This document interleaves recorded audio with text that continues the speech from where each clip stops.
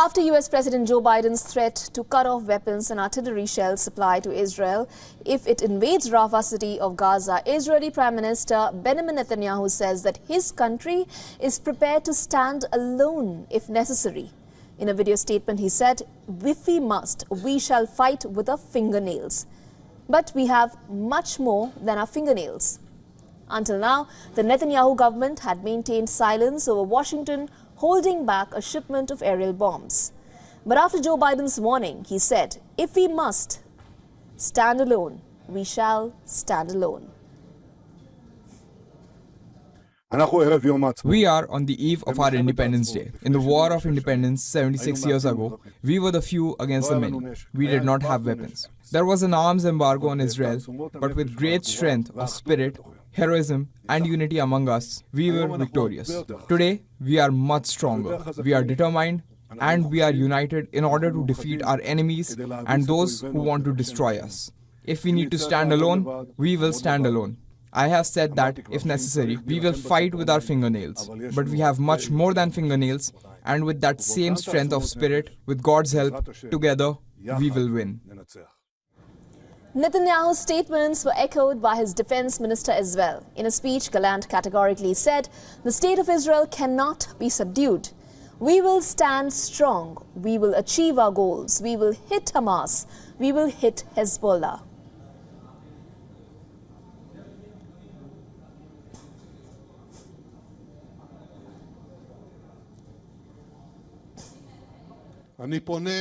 I turn to Israel's enemies as well as to our best friends and say, the state of Israel cannot be subdued, not the IDF, not the defense establishment, and not the state of Israel.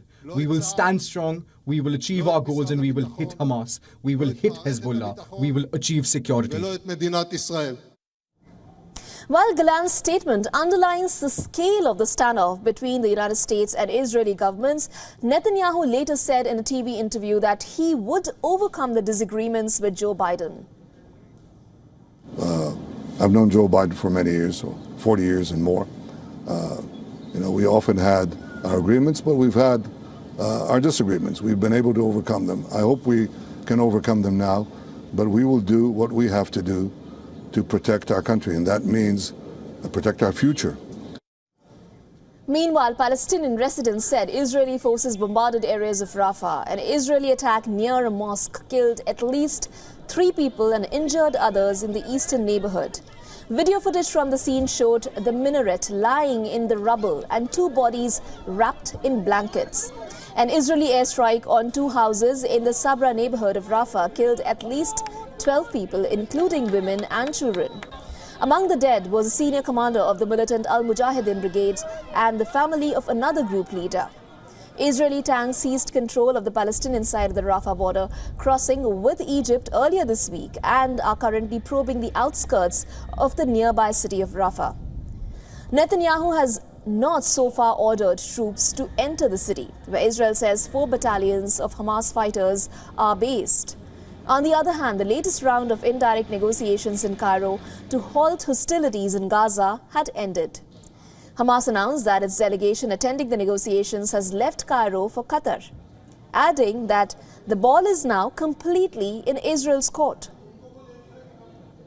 Now, the group said that it stood by the proposal submitted by the mediators, but Israel has rejected it.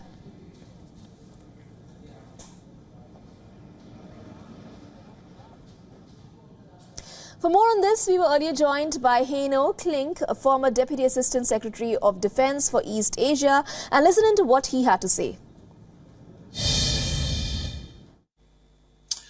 So you're right, you can't necessarily kill an ideology. You're absolutely right. I would say that, throughout history, there have been times, obviously World War II being first, perhaps amongst historical examples, where the unconditional surrender of Nazism was required to bring to the World War II to an end.